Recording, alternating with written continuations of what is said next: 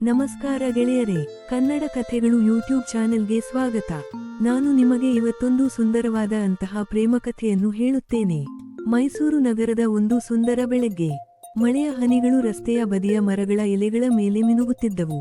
ನಗರದ ಪ್ರಸಿದ್ಧ ಕಾಲೇಜಿನಲ್ಲಿ ಹೊಸ ಶೈಕ್ಷಣಿಕ ವರ್ಷ ಆರಂಭವಾಗಿತ್ತು. ಅರ್ಜುನ್ ತನ್ನ ಬೈಕ್ ನಿಲ್ಲಿಸಿ ಕಾಲೇಜಿನ ಒಳಗೆ ನಡೆದನು. ಎತ್ತರದ ಮೈಕಟ್ಟು, ಕಣ್ಣಿನಲ್ಲಿ ಆತ್ಮವಿಶ್ವಾಸ, ಮುಖದಲ್ಲಿ ಮುದ್ದಾದ ನಗು. ಅವನನ್ನು ನೋಡಿದರೆ ಯಾರಿಗಾದರೂ ಇಷ್ಟವಾಗುತ್ತಿತ್ತು. ಅದೇ ಸಮಯದಲ್ಲಿ ಕಾಲೇಜಿನ ಗೇಟ್ ಬಳಿ ಒಂದು ಕಾರು ನಿಂತಿತು. ಅದರಿಂದ ಇಳಿದಳು ನಂದಿನಿ. ಉದ್ದವಾದ ಕಪ್ಪು ಕೂದಲು, ಮೃದುವಾದ ಕಣ್ಣುಗಳು, ಬಿಳಿ ಚೂಡಿದಾರ್ನಲ್ಲಿ ದೇವತೆಯಂತೆ ಕಾಣುತ್ತಿದ್ದಳು. ಕಾಲೇಜಿನ ಹಲವಾರು ಹುಡುಗರ ಕಣ್ಣುಗಳು ಅವಳ ಕಡೆ ತಿರುಗಿದವು. ನಂದಿನಿ ಹೊಸ ವಿದ್ಯಾರ್ಥಿನಿಯಾಗಿದ್ದಳು. ಅವಳು ಕ್ಲಾಸ್ ರೂಮ್ ಹುಡುಕುತ್ತಾ ಹೋಗುತ್ತಿದ್ದಾಗ ಅಚಾನಕ್ ಅವಳ ಕೈಯಲ್ಲಿದ್ದ ಪುಸ್ತಕಗಳು ಕೆಳಗೆ ಬಿದ್ದವು. ಓಹ್ ಎಂದು ಅವಳು ಬೆಚ್ಚಿಬಿದ್ದಳು. ಅಷ್ಟರಲ್ಲಿ ಒಬ್ಬ ಹುಡುಗ ಬಂದು ಪುಸ್ತಕಗಳನ್ನು ಎತ್ತಿ ಅವಳಿಗೆ ಕೊಟ್ಟ. ಇದು ನಿಮ್ಮದು ಎಂದನು. ನಂದಿನಿ ತಲೆ ಎತ್ತಿ ನೋಡಿದಳು. ಅವನು ಅರ್ಜುನ್. ಕೆಲವು ಕ್ಷಣಗಳು ಇಬ್ಬರ ಕಣ್ಣುಗಳು ಒಂದನ್ನೊಂದು ನೋಡುತ್ತಿದ್ದವು. ಥ್ಯಾಂಕ್ಸ್ ಎಂದು ನಂದಿನಿ ಮುಗುಳ್ನಕ್ಕಳು. ವೆಲ್ಕಮ್ ಎಂದು ಅರ್ಜುನ್ ಹೇಳಿದ.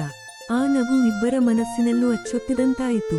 ಮುಂದಿನ ದಿನಗಳಲ್ಲಿ ಅರ್ಜುನ್ ಮತ್ತು ನಂದಿನಿ ಆಗಾಗ ಭೇಟಿಯಾಗುತ್ತಿದ್ದರು. ಲೈಬ್ರರಿ, ಕ್ಯಾಂಟೀನ್, ಕಾಲೇಜಿನ ತೋಟ, ಎಲ್ಲೆಡೆ ಅವರ ಮಾತುಗಳು ಹೆಚ್ಚಾಗತೊಡಗಿದವು. ಒಂದು ದಿನ ಕ್ಯಾಂಟೀನ್ನಲ್ಲಿ ಕುಳಿತಿದ್ದಾಗ ಅರ್ಜುನ್ ಕೇಳಿದನು, ನಿನಗೆ ಯಾವ ಹಾಡುಗಳು ಇಷ್ಟ? ರೊಮ್ಯಾಂಟಿಕ್ ಹಾಡುಗಳು ಎಂದಳು ನಂದಿನಿ. ನನಗೂ. ಹಾಗಾದರೆ ನಾವು ಒಳ್ಳೆಯ ಫ್ರೆಂಡ್ಸ್ ಆಗಬಹುದು. ಆಗಲೇ ಆಗಿದ್ದೇವೆ ಅನಿಸುತ್ತದೆ ಎಂದು ಅರ್ಜುನ್ ನಗಿದ. ಆ ಮಾತಿಗೆ ನಂದಿನಿಯ ಕೆನ್ನೆಗಳು ಕೆಂಪಾದವು. ಆ ದಿನದಿಂದ ಅವರ ಸ್ನೇಹ ಇನ್ನಷ್ಟು ಗಾಢವಾಯಿತು. ತಿಂಗಳುಗಳು ಕಳೆಯುತ್ತಿದ್ದವು. ಒಬ್ಬರಿಲ್ಲದೆ ಮತ್ತೊಬ್ಬರಿಗೆ ದಿನವೇ ಸಾಗುತ್ತಿರಲಿಲ್ಲ. ಬೆಳಿಗ್ಗೆ ಗುಡ್ ಮಾರ್ನಿಂಗ್ ಮೆಸೇಜ್, ರಾತ್ರಿ ಗುಡ್ ನೈಟ್ ಕರೆ, ಮಧ್ಯೆ ನೂರಾರು ಮಾತುಗಳು. ಒಂದು ದಿನ ಮಳೆಯ ಸಮಯದಲ್ಲಿ ಇಬ್ಬರೂ ಕಾಲೇಜಿನ ತೋಟದಲ್ಲಿ ನಿಂತಿದ್ದರು. ನಂದಿನಿ ಮಳೆಯಲ್ಲಿ ನೆನೆದು ಸಂತೋಷ ಪಡುತ್ತಿದ್ದಳು. ಅರ್ಜುನ್ ಅವಳನ್ನು ನೋಡುತ್ತಲೇ ಇದ್ದ. ಏಕೆ ಹೀಗೆ ನೋಡ್ತೀಯ ಎಂದು ಕೇಳಿದಳು. ಯಾಕಂದ್ರೆ ನೀನು ತುಂಬಾ ಸುಂದರವಾಗಿದ್ದೀಯ. ನಂದಿನಿ ನಾಚಿಕೊಂಡಳು. ಅರ್ಜುನ್, ಹೌದು, ನಿನಗೆ ನಾನು ಇಷ್ಟವಾ? ಅರ್ಜುನ್ ಕೆಲ ಕ್ಷಣ ಮೌನವಾಗಿದ್ದ. ನಂತರ ನಿಧಾನವಾಗಿ ಹೇಳಿದ, ಇಷ್ಟ ಅಲ್ಲ ನಂದಿನಿ, ನಾನು ನಿನ್ನನ್ನು ಪ್ರೀತಿಸುತ್ತೇನೆ. ನಂದಿನಿಯ ಕಣ್ಣುಗಳಲ್ಲಿ ಕಣ್ಣೀರು ತುಂಬಿತು.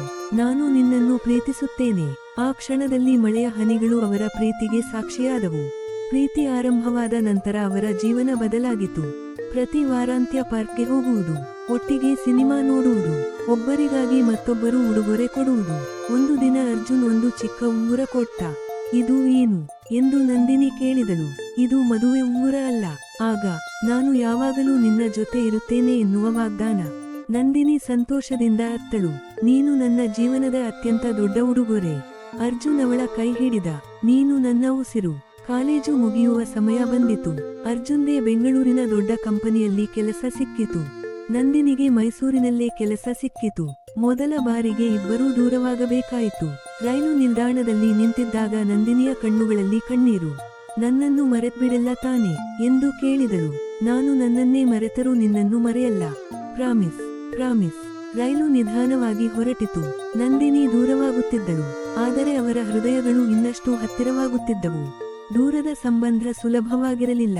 ಕೆಲವೊಮ್ಮೆ ಸಮಯದ ಕೊರತೆ, ಕೆಲವೊಮ್ಮೆ ತಪ್ಪು ಅರ್ಥಗಳು, ಕೆಲವೊಮ್ಮೆ ಜಗಳಗಳು. ಒಂದು ರಾತ್ರಿ ನಂದಿನಿ ಕರೆ ಮಾಡಿದಳು. ಅರ್ಜುನ್, ನಿನಗೆ ನನ್ನ ಜೊತೆ ಮಾತನಾಡೋಕೆ ಸಮಯವೇ ಇಲ್ಲ. ನಂದಿನಿ, ನಾನು ಕೆಲಸದಲ್ಲಿ ಬ್ಯುಸಿ. ನನಗಿಂತ ಕೆಲಸ ಮುಖ್ಯನಾ? ಹೀಗೆ ಹೇಳಬೇಡ. ಜಗಳ ಹೆಚ್ಚಾಯಿತು. ಕೆಲ ದಿನ ಇಬ್ಬರೂ ಮಾತನಾಡಲಿಲ್ಲ. ಆ ದಿನಗಳು ಇಬ್ಬರಿಗೂ ನರಕದಂತಾಗಿದ್ದವು.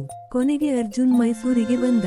ನಂದಿನಿಯ ಮನೆಯ ಮುಂದೆ ನಿಂತು ಹೇಳಿದ, ನಿನ್ನಿಲ್ಲದೆ ಬದುಕೋದು ನನಗೆ ಸಾಧ್ಯವಿಲ್ಲ. ನಂದಿನಿಯ ಕಣ್ಣು ತುಂಬಿತು. ಅವಳು ಓಡಿ ಬಂದು ಅವನನ್ನು ಅಪ್ಪಿಕೊಂಡಳು. ನನಗೂ ಸಾಧ್ಯವಿಲ್ಲ. ಇಬ್ಬರೂ ಮದುವೆಯಾಗಲು ನಿರ್ಧರಿಸಿದರು. ಆದರೆ ಸಮಸ್ಯೆ ಆರಂಭವಾಯಿತು. ನಂದಿನಿಯ ತಂದೆಗೆ ಈ ಸಂಬಂಧ ಇಷ್ಟವಾಗಲಿಲ್ಲ. ಈ ಮದುವೆ ಆಗಲ್ಲ ಎಂದು ಖಡಾಖಂಡಿತವಾಗಿ ಹೇಳಿದರು. ನಂದಿನಿ ಅತ್ತಳು. ಅರ್ಜುನ್ ಮನಸ್ಸಿಗೆ ತುಂಬಾ ನೋವಾಯಿತು. ಆದರೂ ಅವರು ಹೋರಾಡಿದರು. ತಿಂಗಳುಗಳ ಕಾಲ ತಮ್ಮ ಪ್ರೀತಿಯ ನಿಜವಾದ ಅರ್ಥವನ್ನು ಕುಟುಂಬಗಳಿಗೆ ಮನವರಿಕೆ ಮಾಡಿಕೊಟ್ಟರು.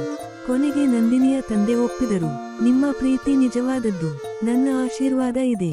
ಆ ಕ್ಷಣದಲ್ಲಿ ಇಬ್ಬರೂ ಸಂತೋಷದಿಂದ ಕಣ್ಣೀರು ಹಾಕಿದರು. ಮದುವೆ ಮಂಟಪ ಬೆಳಕಿನಿಂದ ಮಿನುಗುತ್ತಿತ್ತು.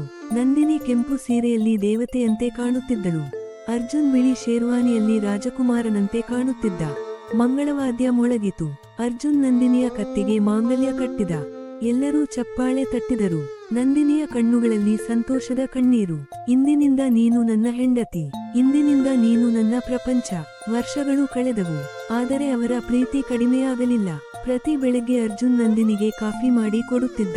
ಪ್ರತಿ ರಾತ್ರಿ ನಂದಿನಿ ಅವನ ಭುಜದ ಮೇಲೆ ತಲೆ ಇಟ್ಟು ಮಲಗುತ್ತಿದ್ದಳು. ಒಂದು ದಿನ ಸಮುದ್ರ ತೀರದಲ್ಲಿ ಕುಳಿತಿದ್ದಾಗ ನಂದಿನಿ ಕೇಳಿದಳು, ನನ್ನಲ್ಲಿ ನಿನಗೆ ಹೆಚ್ಚು ಇಷ್ಟವಾದದ್ದು ಏನು? ಅರ್ಜುನ್ ನಗಿದ.